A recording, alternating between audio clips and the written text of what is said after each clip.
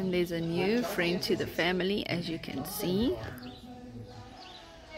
We would just like to join the soccer there. As jy so van die bed af durf waag om te kyk vir hom, dan kyk hy diep in die oor en dan begin hy so lag en te knor vir jou. Dit is asof jy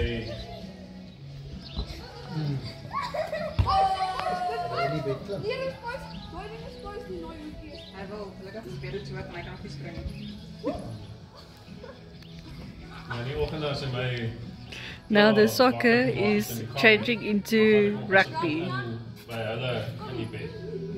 Yes, jy kan net hoor hoe gil en skree. Shame, and somebody had enough now. Die ken en die nek en die ore.